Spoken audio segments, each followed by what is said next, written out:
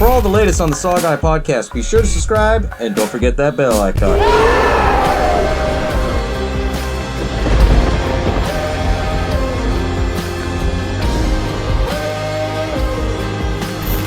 Welcome to the SaWGuy podcast. As always, y'all know, I am the demon of SaWGuy. And as the demon of SaWGuy, I present to you episode 58, Secret Window.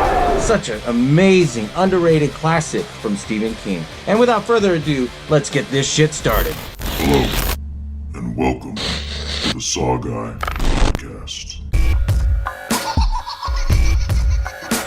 My reign of terror was legendary. That stutter, bitch. I guess everyone's entitled to one good scare, huh? You opened it. We came. Oh, yes. There will be blood.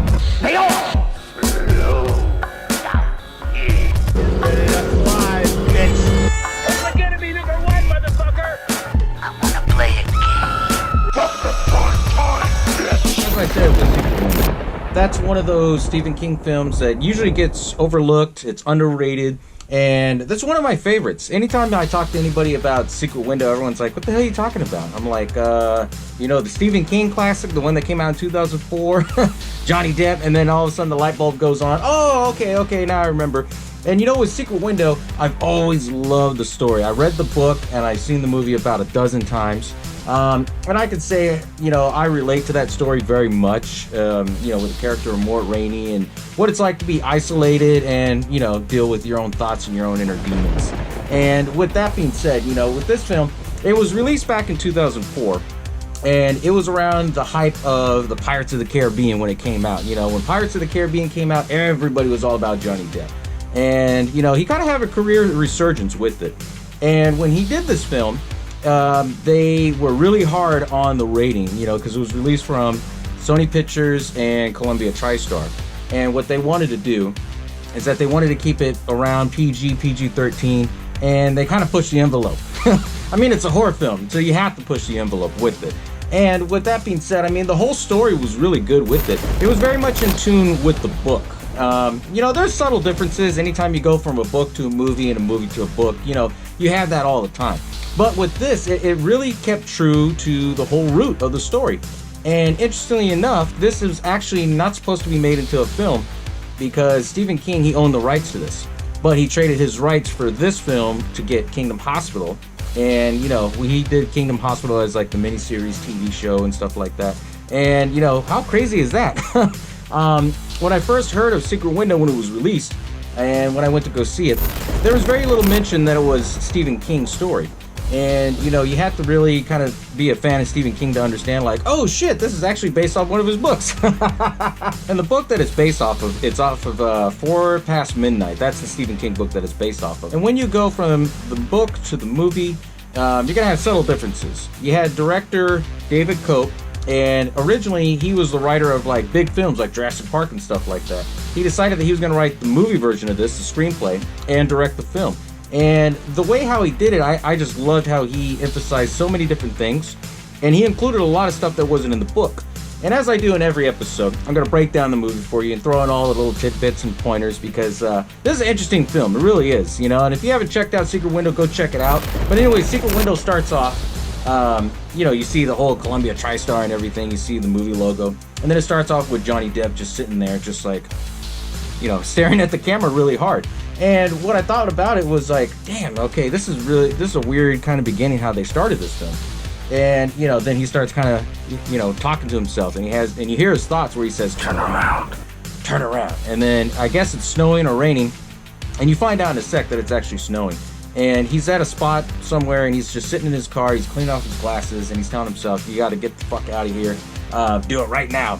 And what does he do? He shifts the car in reverse, burns out, and then all of a sudden he's like, you know what, screw it. And then he goes back, and what I like about it, it shows that he's in the snow, he drives back super fast, and he goes into this hotel. I guess it's the main lobby or whatever. It's one of those mom and pop ones. He goes in there, he grabs the key, and then you see the manager there like, hey, what the hell are you doing? He jumps in his car because he has one of those old school Jeep Cherokees. He jumps in the car, starts it, pulls up super fast, and he stops at this door. And what I love about this is that the director, David Koepp, he's a huge fan of Stephen King, so he had a lot of Stephen King winks in there. You know, the red door was supposed to be a wink of like The Shining and stuff. And so anyways, Johnny Depp gets in there, and it's old school key. He pops in the key, opens the door, and he sees that there's this chick laying in bed with this dude. And, you know, he goes in there and he starts screaming, "Ah!" Turns around, and then the hotel manager comes in, and then now you have the movie credits starting, and it's like, whoa, what the fuck just happened? You know, I mean, it's implied obviously something happened, and then it shows like the whole title sequence and everything. What I thought was pretty cool is it shows, you know, this outdoor nature area, and it shows like this cabin where it goes in through the window, the secret window. And, you know, it follows through and it shows this mirror, and it falls into Johnny Depp. And then, you know, he plays a character named Mort Rainey. And, you know, you find out that happened 6 months earlier, because then it says 6 months later. And it shows Johnny Depp where he's laying on the couch asleep. And half of this movie is just Johnny Depp trying to sleep. But, I mean, there's a reason to it, right? It shows that he's asleep, and then he gets this pounding on the door. And we all had that, you know, where we're trying to sleep on the bed, or if we're trying to sleep on the couch and someone's like shaking the shit out of the door. He wakes up and he, you know, opens the door, and it's this guy who's dressed up like a farmer. And, you know, his name's John Shooter. He's played by John Turturro. And the first thing he says when he opens the door, he says, "You stole my story." And he's like, "The hell are you talking about? I don't even know you." He goes, "I understand that, but you stole my story." And then, you know, he's trying to tell him, "Well, if you have any issues with it, you can take it up to my agent." And he's like, "No, this is between you and me, and you stole my story. Read it." And he's like, "I'm not gonna read it. You know, you need to get the fuck out of here." So he closes the door, and, you know, he leaves. And what does Johnny Depp do? He goes back to take a nap right on his couch, you know? Then it shows his daily life. You know, obviously he does take a lot of naps, and it shows, you know, it implies the fact that he's a writer, so he's writing a news story.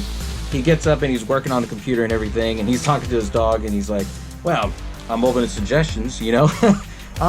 It's kind of like crazy to think about it, because it shows that he's all alone, isolated in this cabin in the woods. And as he's trying to write and everything like that, it shows that his cleaning lady, you know, Mrs. Garvey, she's there, and she's cleaning up everything. And, you know, he's trying to, you know, get ideas to write. And then he's, you know, talking to himself, and you hear the dialogue where he's like, "I don't know about this. This is bad writing. This is all bad writing. So no more bad writing." He deletes it, and he's just sitting there all proud, staring at his dog. Eventually, you know, he goes downstairs. He has to go and get the favorite drink of mine, the bubbly. I'm talking about Mountain Dew, of course, right? And as he gets his Mountain Dew, you know, he sees that the story's, you know, taken out of the trash, and it's left on the table, and then he's looking at it like, what the fuck is this, you know? And he sees like the whole premise of the whole story. And, you know, Mrs. Garvey says, "Oh, I saw that it was in the trash. I thought it was yours, so I pulled it out." And he goes, "Yeah, I see that," you know. And he's not too fond of her, so he looks at her and he does the finger gun, you know, right behind her back and everything, just like, you know. You know, he had kind of like a dark humor sense to him. And so he starts reading the story. And the story that he has is called Sowing Season, which I thought was pretty cool. It's a wink to, you know, the book. In the book, John Shooter's story was called Secret Window. In the movie, his story was called Sowing Season. He starts reading the first few lines of it, and then he starts to freak out like, "Oh shit," you know, because they're very similar to the story. And, you know, he knocks over his drink and everything. Mrs. Garvey comes, they start talking and everything. He's like, "I didn't write this." She goes, "Well, I thought you did, and thought you used one of them pseudonames." He's like, No, I never had to use one." And he's trying to tell her like, "Hey, I didn't write this." She goes, "Oh, okay, that's nice." You know, she just kind of blows him off. And so he starts freaking out, and so he's like, "Okay, whatever." He goes into his books, pulls out his book, and he's flipping through. He finds the book, and it has his story, Secret Window. And as he's going through and comparing the two, now he starts to flip out like, what the hell, they're very much alike. And then he starts to freak out. And instead of actually trying to do something, you know, he's sitting at his desk and he's digging through all of his drawers and everything, and then he pulls out a pack of cigarettes, and he had one cigarette left, and, you know, he puts it in his mouth. Before he lights it, his dog's looking at him, and he's like, "I didn't steal the story. I didn't." And as he starts lighting it, he didn't want Mrs. Garvey to know that he was smoking, so she comes up and she's like, "I'm all done, Mr. Rainey." He's like, "Okay." You know, and then eventually they have a little bit of dialogue, because now it's implied with her saying, you know, some women, they don't know what they have in front of them. It was implied that he was married and had a wife, but in the beginning, it showed that, you know, he caught her cheating on him. And as he's reading the story and talking to Miss Garvey, he's thinking about, you know, how their time was together, where they had this little window on the side of their cabin that they lived. You know, she moves shit around, and then he sees that she's sitting there and she's talking like, "Oh, here's a secret window. Oh, that's where I'm going to put my garden." It's a secret window for a secret garden, you know? And there's a lot of flashbacks. You know, with that being said, Mort Rainey, he's a character who suffered through a lot. Obviously, you know, he lost his wife because she was, you know, cheating on him and stuff like that. He was very isolated because, you know, writers, they tend to be isolated and they need their own time to think and to write and be creative. And, you know, there's a lot of little things that kind of go on with Mort that makes you think, okay, well, he's lived through, you know, a lot of shit. Then it shows after she leaves, you know, he starts getting all nitpicky where he's like, Mr. Garvey gotta go and get on my business. Get your sticky fingers out of my pillows, you know? Because he had all his fucking pillows lined up right there on his couch. Throws them down, and what does he do? He fucking goes back to sleep. It shows that as he's sleeping, he's dreaming. And as he starts to dream, his phone rings. And, you know, he gets up, he picks up the phone and everything. Ends up being his ex-wife who's calling. And, you know, if you had that situation where you get a phone call from your ex and everything, you know, you'd kind of dread it. And that's what he did. He picked up the phone, he's like, yeah. And, you know, she was just basically like, hey, you okay? You know, I had this bad feeling. He's like, I'm fine. Why the hell did you call? Well, I get those weird feelings all the time, and I wanted to make sure you're good because, you know, you're up there in the middle of nowhere. And he goes, I'm fine. If anything happens, I'll let you know. And then they start talking about the other dude that's involved. And Mort, he was just basically saying, well, you know, hey, we share the same interest, been to the same place. You know, I should invite him out for a drink. And, you know, they started going back and forth and everything. And then eventually, you know, he had to make the asshole comment where he's like, oh, well, you should have him move into the house. I mean, I love that house. I loved it so much. That's the reason why I bought it. And, you know, they both hanged up on each other. And he still, it's implied that he still loves her. And he's trying to make things work. But obviously, it's not going to work because she's already moved on. Then eventually, he gets up and he goes out for a hike. And, you know, he's walking through this trail and everything in the forest. And as he walks up, this is where he sees John Shooter. And he starts talking to him. And John Shooter basically tells him, oh, recognize it? Must have rang a bell, didn't it? And Mort pretty much said, oh, yeah, you know, it definitely rang the bell. And then he goes, when'd you write it? And John Shooter was like, well, how'd you steal my story in a little shit town of Mississippi? And he's like, well, when did you write it? And he goes, well, why does it matter? And he goes, well, shit, that's the whole point of everything, right? You know, when two writers show up with the same story, it's all about who did it first. And, you know, he's talking about how he wrote his in 1997. And Mort is like, drop it. And he's like, drop it? He's like, if anyone's going to bitch about plagiarism, it should be me. Because I wrote my story in 1994 and it was published for the first time in Ellery Queen magazine, 1995. And they start bickering, where he's like, no, you lie. And then he's like, no, I don't. You know, they kind of had this shoving match. And then he's telling him, like, look it up yourself. And he goes, well, how the hell am I supposed to do that? He goes, that's not my problem. And he tells him, go ahead and go look for it for yourself. And he goes, well, how the hell am I supposed to do that? Am I supposed to drive to Riverdale at your house with your beautiful wife, Amy, and ask her for it? And he basically told him, where he's like, I read it off your book jacket. And he's like, well, that's not my house anymore. And he's like, the hell does it mean it's not your house? He goes, what does it mean, you ignorant hick? I'm going through a divorce. D-I-V-O-R-C-E, divorce. And so he tells him, he goes, okay, well, I'm going to give you 3 days to get that book from your ex. In 3 days, I'll come back. And, you know, he just kind of blows him off, and he's like, yeah, it's always nice to meet a reader. And it shows that he's back at his house. He makes a peanut butter and jelly sandwich and fucking Doritos. But he doesn't eat it. You know, I mean, after everything that he's been through, I mean, I can understand why he doesn't eat it, right? And so he's just sitting there, and then he's like, staring at the phone. He's like, I don't want to call her. And then he's telling his dog, I want to go to sleep. I want to take a nap. And he's trying to, you know, cuddle with his dog, and his dog just kind of runs out, and he's like, whatever, you blind bastard. So he goes down and lays on his couch, and he knocks out again, right? He has this dream where he ends up, like, being on the edge of a cliff, then he falls over, like, into the ocean, then he wakes up, like, whoa, what the hell? And it's already dark. He gets up, and he tries to turn on the lights, and all the lights are all busted, so he gets a flashlight, goes around, and then he sees this note that says 3 days, I'm not joking. And it shows a fucking screwdriver through his dog. I was like, oh shit. So he's all pissed off. Shooter, you son of a bitch. I'll get you for this. So he starts locking up the house and everything, and then he buries his dog. And you know what any normal person would do, they went to the sheriff. So he goes to the sheriff, and the sheriff in the town that he's at, Thashmore, basically, you know, it's a really small town, like probably 50 people. There's mom and pop businesses and shit. And he's telling the sheriff, like, hey, this guy killed my dog. And the sheriff was like, oh, yeah, you know, just blowing him off.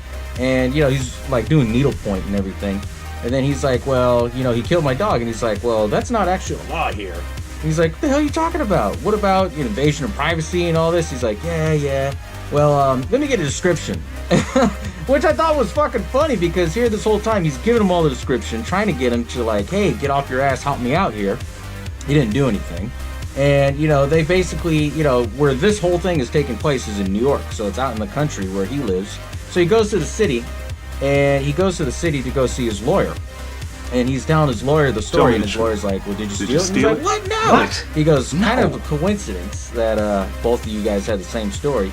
And then he tells him, hey, do you want to pick a side before, you start kind of helping me out here? And he's like, oh, I am on your side, but I need to know how crazy this guy is. Is he a regular wacko like you've had before, in which case I can help? Or is this something you should be talking to your lawyer? His lawyer's name is Ken Kirsch, who's played by Charles Dutton. And Charles Dutton, he's funny. I personally liked him when he was in Alien 3. He's a pretty well-known actor, for the role that he kind of came in with this. But he played the lawyer, and he was like the big, tough lawyer where he was like, okay, I'll handle this, And he starts telling him the stories about everything, what happened between him and Shooter. Then they get to the situation with his ex-wife. And then, it explains the story more about what happened. And, he's like, oh, I was just going to drive to Amy's house, pick it up. He's like, Amy's house? He's like, yeah, we split up about 6 months ago. And he's like, really? He goes, what was it like between you guys? He's like, no. What happened? Did you nail one of your groupies over there right behind the Barnes & Noble book signing? It's kind of funny that he threw in some humor in there. More, he just stops his clock because there was this little clock. If you've ever been to a lawyer's office, they have a clock where it ticks like how much time you spend with them and shit like that. So he clicks it off and then he's like, sorry, I apologize. It's a rotten profession. Clicks it back on as you were saying. And he's like, well, if this guy is, all he wants to see is a story. I'll just get the story, show it to him, but I want you to be there. And he goes, no shit, I'm going to be there with you. And he goes, you remember my rate? He's like, yeah, an obscene fortune. And, he got all the information. Then he was like, all right, whatever. And so what he was going to do, it shows that he's back in his Jeep and he starts driving up there. And it shows his house, right there on the side, but the other guy's car is there. The other guy's name was Ted. And, he sees that his car's there and he's like, oh shit. And he sees both of them come out of the house, so he parks across the street to stare. And, he's at that point, if you've ever been in a situation where, your partner or when anybody had cheating on you, it's one of those things that you look at and you're just like, oh, it sucks. It really does. And so he's sitting across the street looking in his rearview mirror and he's saying to himself, this isn't my house. This isn't my beautiful wife. Not anymore. And as that happens, he's like, all right, whatever. So he was going to go up there and get the magazine, but never did. And, he drives home and everything like that. He sees a black Cadillac. It ends up being his lawyer. And he's tipped over, over his car. And he's like, what the fuck? So he thinks John Shooter did something. So, he turns off his lights, goes up to the window, and then he wakes up and scares the shit out of him. And then eventually he's like, hey, are you going to stay tonight? He's like, no, not unless you want me to. And he's like, well, I just need help because it's pretty dark in there. He has his lawyer going through his house to check his shit. And so it shows the scene where his lawyer's going up and down the stairs looking around. He's like, no more monsters here. You check under my bed? Check under my bed. Even your toy chest. And it shows that Johnny Depp's character, Mort, he's not really a fighter. He just keeps to himself, so he doesn't know what to do in this situation. And so that's when his lawyer was telling him, he's like, okay, what the hell are you going to do with that sailor? Because he had a freaking, paddle from a boat and shit and oar. And he's like, hey, think about it, if there was anybody else that seen, you in that nutcase. But then it shows like different flashbacks where he saw this guy named Tom Greenleaf, who's one of the local neighbors in the town, and he honked at him when he saw him, right? So he's like, oh, Tom Greenleaf. And he's like, well, how do you get a hold of him? He's like, well, he's always at the country store, every day at 9 a.m. for breakfast. He goes, all right, I'll take a look at it. And, he ends up leaving. And then all of a sudden, Mort starts hearing noises. He goes upstairs, he starts hearing all these noises. He gets his fire poker as he goes up. And, he sees his shadow in the mirror. And what I thought was kind of crazy is that this whole film has like this Shining-esque Stephen King, handprints all over on it. Because you find out later on what that whole scene meant. And as he's going through, he sees this shadow in the mirror. And then he's like, I know it's you in there, Pilgrim. If you don't get out of there by 10, I'm gonna come in swinging. 1, 2, and then he runs in there and he hits the fucking mirror and shatters it. He's like, I broke my mirror. Then he hears another noise and he breaks the shower door and he goes, and I killed my shower door. And the whole time it was just a little rat. So he picks up the rat He goes downstairs. As he goes downstairs, he sees that one smoke that's still left. And, you know, he runs up the stairs and grabs that smoke. He goes, I don't even care. I'm going to smoke this, smoke the shit out of this, and go buy another pack, and I'm going to smoke the shit out of that too. So he lets the rat go, lights a cigarette, and then all of a sudden, you know, as he's lighting it and starting to smoke, then all of a sudden, you know, you hear John Shooter's voice. I thought you don't smoke. And he's like, oh, well, I picked it up from my house recently. Then he tells Mort, well, did you read my story? And he goes, oh, I very much did. You know, and they have the dialogue where he's like, I can't decide what's worse. A piece of shit like you stealing my story or you ruining the ending. And then he tells him the ending, what it is that he had originally. You know, I know I can do it, Todd Downey said, topping himself to another ear of comb from the steaming bowl. I'm sure that in time her death will be a mystery even to me. And, you know, he's just playing him on because, you know, he's standing right next to the shovel where he had buried his dog Chico. And as he gets closer to him, he grabs the shovel and tries to take a swing at him. John catches it and picks him up. He puts the shovel right over his neck and he starts telling him, you know, hey, I can do some damage. You know, how would you feel if I go over there and you see on the news that your wife, Amy, you know, went off second best in a chainsaw match? And, you know, he puts him down and everything. He goes, I won't stop until right gets put right. 3 days, Mr. Rainey. And, you know, it shows that he's not fucking around. And, you know, it's just, at the whole time, it shows, you know, eventually he goes in the house, locks up, and he's laying in bed. And he starts thinking about the ending. And then, you know, he's like, you know what? That really was a good ending. Then he's sitting on his couch, and he's eating Doritos and Mountain Dew, the breakfast of champions, right? And he's staring at the phone. And, you know, he has it unplugged because it's one of those old school phones, you know, where it has the handrail and everything. You got to pick it up and on the dial and all that. So he unplugs it. You know, everything in his cabin's old school.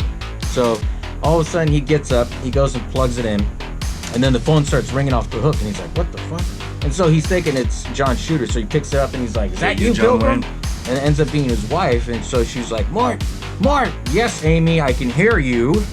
And she's like, so where the hell have you been? I've been trying to get a hold of you. He's like, I was asleep. And, you know, he was married to his wife for 10 years, so she's like, you know, so you unplugged the phone? How can I help you, Amy? And then she tells him, well, someone burned down her house. And he can't fucking hear. And, you know, I'm deaf, and I've been guilty of this. You know, when you're eating chips and shit and you're crunching really loud, you can't hear when you're on the phone. So he's like, what? And, you know, she screams that someone burned down our house. And then it shows that he goes to the scene where his house was burned down. And, you know, he starts seeing how all the fire department, they're cleaning up and everything. And then it shows flashbacks of him and his wife having a good time at that house. And, you know, it's kind of sad. You sympathize with him a lot because, you know, he's lost a lot. Then eventually it shows his wife with her new boyfriend. And, you know, they come up and she gives him a hug and, you know, she's like, I'm sorry about all this. And he's like, yeah, so am I. And then what I thought was the douchest thing is that the new boyfriend, he's like, me too. And, you know, he's kind of getting in the middle of everything. He's very annoying, I guess you could say with this. And eventually that's when the police call him up and then the fire chief tells him, oh, well, you know, this place was burned down just by some gasoline and some champagne bottles. And, you know, they start asking, well, okay, first question, any of you guys have enemies? And, you know, she goes, nope. And then Ted, the new boyfriend, you know, he's like, no, not a soul. And Mort obviously doesn't like him because, you know, he was the one that kind of came in and ruined their whole fucking marriage and stuff, and who wouldn't blame him? And that's when he's like, hey, does it bother you if I answer a few of these right now? And so he starts talking to the fire chief and the detective, and he's, you know, pulls him to the side and he's like, yeah, I got an enemy. Then it shows that they're back at this office back in New York in the city. And, you know, they're meeting with her lawyers and his lawyers, and they start saying, well, we understand that this is a situation. You guys are, I guess there was a separation. Then they talk about how they divorced and everything. It's all finalized and how he moved out, has gotten all his stuff. And they give him the list of stuff of like, hey, okay, you guys go through this list. As he's going through the list, he doesn't like that Ted's looking into it, and his wife starts pulling it over so he can look. And then he starts, you know, saying, well, this is our stuff. You know, do you intend to rubberneck?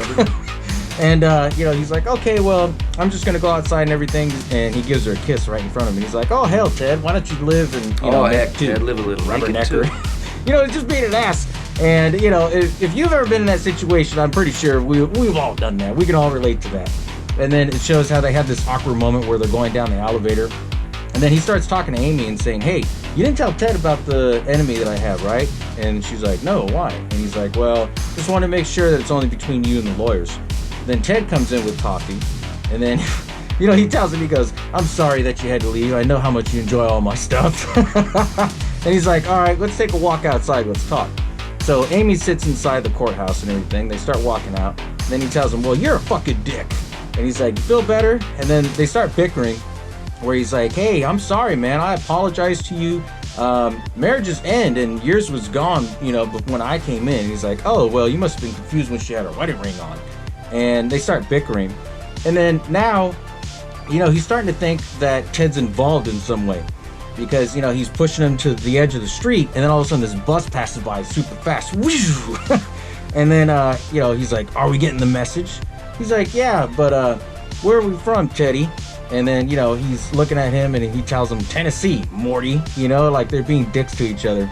He's like, well, I was going to say somewhere else like in Mississippi. He's like, nope, a long way from there at a place called Shooter's Bay. And, you know, I thought it was kind of crazy that they actually implied shooter because now the story pushes into the fact maybe Teddy was involved in this in some way. It shows afterwards he's driving home and he comes up to his house and, you know, he's looking around for his lawyer, Kirsch, and he's all telling himself, you know, he's like, come on, Kirsch, $500 a day. I mean, where the hell are you? And then he's looking around in his house and then his phone goes off. He answers it. And, you know, when you get in the house, first thing you got to do is go take a piss. So he picks up the phone and then all of a sudden he hears that it's his lawyer. And he's like, you know, his lawyer's asked, well, where the hell have you been? He goes, oh, I could ask you the same thing. He goes, relax. He goes, I heard about everything, man. I'm sorry. And he's like, yeah, it sucks because, you know, the place burned down before I could get the magazine out, da-da-da-da-da. He's like, well, I know that there's the original copy from your agent, so they're going to send it to you. You should get it tomorrow by 3 o'clock. He's like, I knew that's the reason why I hired you. And they start discussing things like, okay, who the hell is this shooter guy?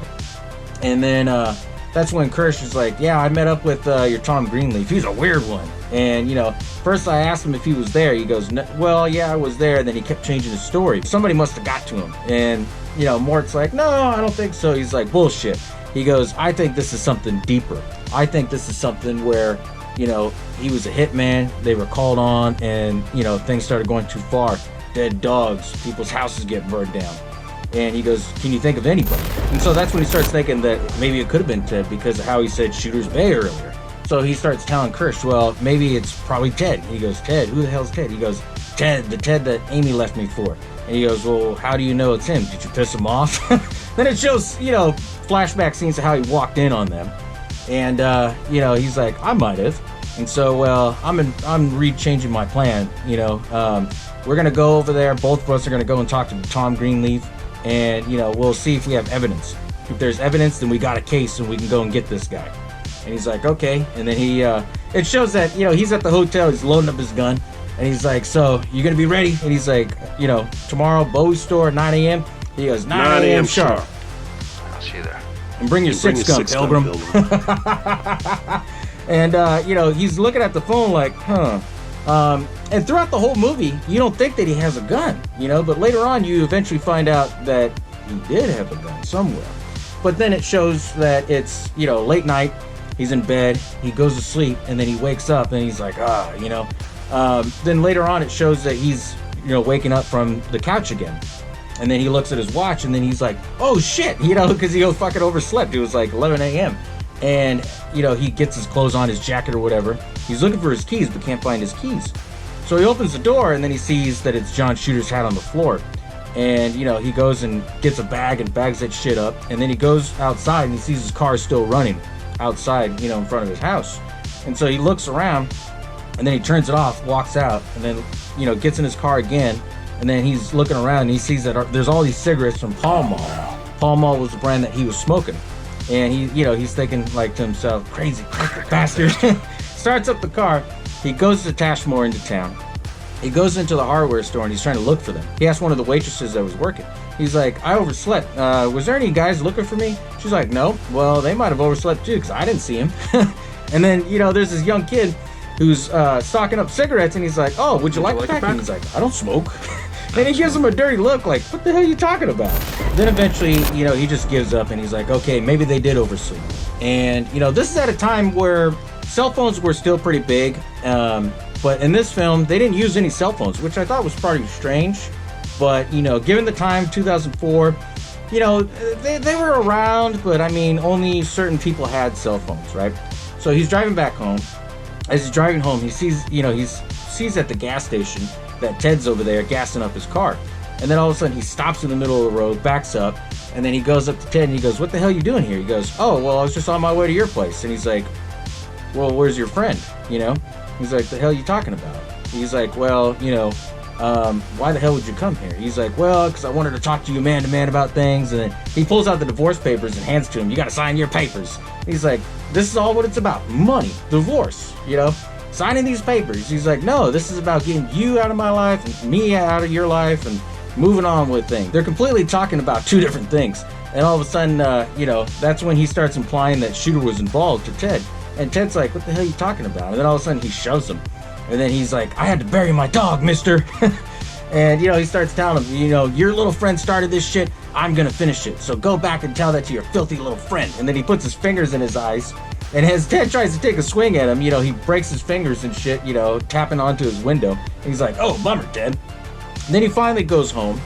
And, you know, he's just unwinding and shit. He takes the hat out of the bag, throws it on top of his phone. And what I thought was cool about this film, there's a lot of little winks to various authors and writers and stuff like that. And as he's in the house, you know, after he throws the hat on the phone rings. He takes off the hat, and then all of a sudden he picks it up, and then it ends up being John. And, you know, John Shooter tells him, hey, go at that part where we met the first time, and you'll see what I mean. So, you know, he starts flipping out. He hangs up the phone. He starts running down the trail, and he sees that it's Tom Greenleaf's truck. And, you know, as he gets closer to Tom Greenleaf's truck, he sees that inside Tom Greenleaf is driving and Ken Kirsch is in the back and they're both dead. And he starts flipping the fuck out. And he passes out. And as he passed out, you know, he passed out for a couple hours. He barely wakes up. And all of a sudden you hear John Shooter's voice and he's like, 2:15. And he goes, he starts getting up and starts flipping the fuck out. And he goes, you were sleeping for so dang long, I was going to pin a note on your head. And then he's telling him, you know, what the hell do you want from me? I set you up to those two guys like you wouldn't even know. You got this situation here to take care of. And he's like, I have the magazine. I have the goddamn magazine with the story. And he's like, there can't be any story. Not with my story in it. And, you know, they had the dialogue where they're bickering. And so that's when he basically says, get this story and I'll meet you later. And it was pretty much like, you know, like, then what happens if I prove you wrong? He's like, well, then I'm crazy and then they'll arrest me and I'll turn myself in, you know? But I know how to take care and protect my own. And, you know, if you screw me over, I will burn your life and everything in it like a cane field in a high wind. And then, you know, the way that he ended the conversation, he turns around and he goes, listen, you got my hat. I want it back, one way or the other. And then he walks off. So now Mort has to take care of, you know, disposing these dead bodies. And so what he does, he drives the truck all the way towards this cliff and he shifts it into neutral and he's pushing it. He gets his watch stuck, you know, on the transmission. And, you know, as he gets closer and closer towards the cliff, you know, he just rips it out and his watch pops off.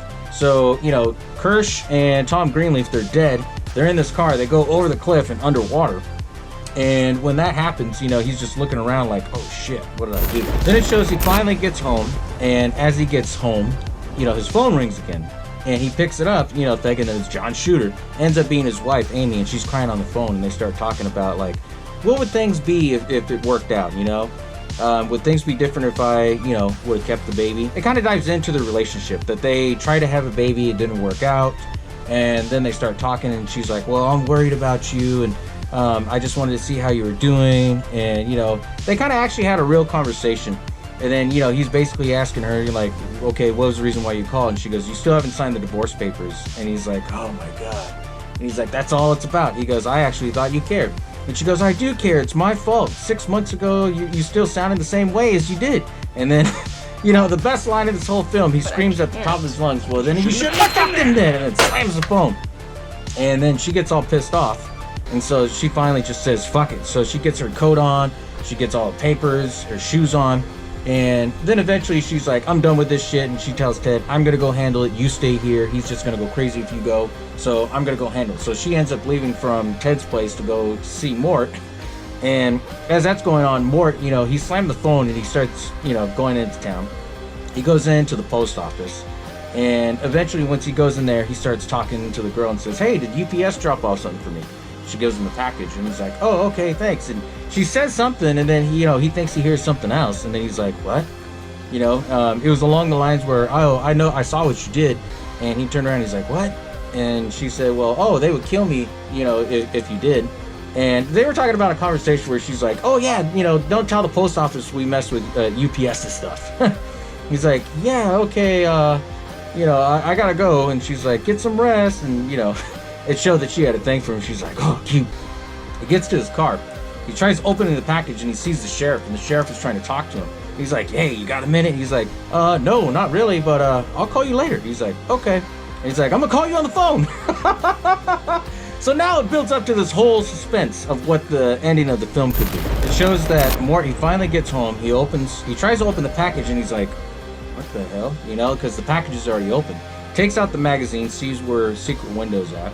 And he looks and it goes from like 83 to 99. And he's like, what the hell, 83, 99? And then, he bends the book up and he sees that it's cut in the middle, like at the bind. And he thinks to himself, you son of a bitch, you cut it out. Cut it out right out of the magazine. And then all of a sudden you hear him starting to talk to himself. Well, how did he do that? I don't know. And he goes, well, how the hell can he cut it out? I don't know. Just going back and forth with himself like that. And then he walks in. And when he's at home, he decides to put the magazine down and everything like that. And then he looks at John Shooter's hat. And then he decides, okay, he puts it on and he's looking through the mirror. As he's looking in the mirror, he starts talking to himself again. And, he asks himself, like, why'd you put it on? I don't know. I wanted to try it on. And then, his voice starts going crazy on himself. Like, maybe he wants you. And then he's like, maybe he wants me to what? Get confused. Get confused. He goes, oh, I'm already confused, Pilgrim. Plenty confused. And then it actually shows, himself talking to himself, like in various different forms. Like, hey, John Shooter, don't you think there's something wrong with that? And he goes, leave me alone. And he's like, I don't have time for this bullshit. And, eventually his mind is getting to him saying, like, you got to turn yourself into the sheriff before you start killing anybody. And he goes, I didn't kill anybody. I don't know what the hell you're talking about. And then this is where the whole twist comes in, where his whole self is telling him, like, hey, it's all you. It's all in your head. And, eventually they're telling him, you are John Shooter. And he's like, leave me alone. He picks up an ashtray, throws it at the wall. And he starts seeing this crack that goes all the way up throughout his whole house. And, that signifies that he's eventually cracked. And as he's, thinking about things, all of a sudden he starts hearing John Shooter's voice. And he's like, you're not real. He goes, me, I am real. I exist because of you. And the whole twist was that John Shooter was in his mind the whole time. It was that's the twist. It was like, what the fuck? Like, how did all this play out?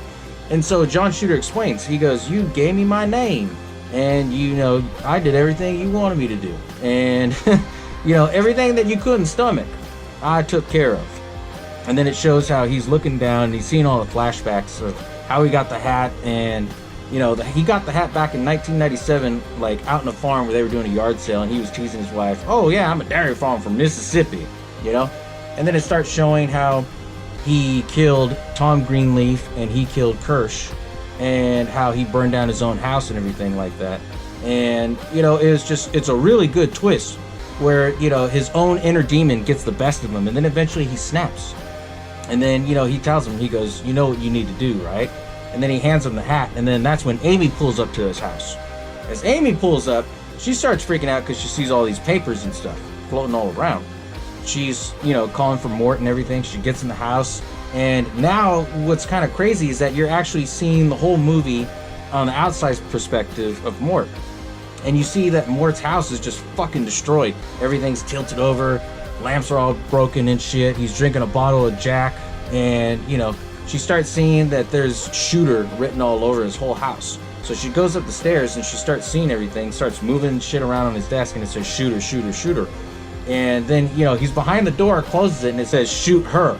That's the whole thing with John Shooter, as it's a play on the word shooter, kind of like Red Rum, which also was a Stephen King reference, which I thought was like, oh shit, there's all these Stephen King references.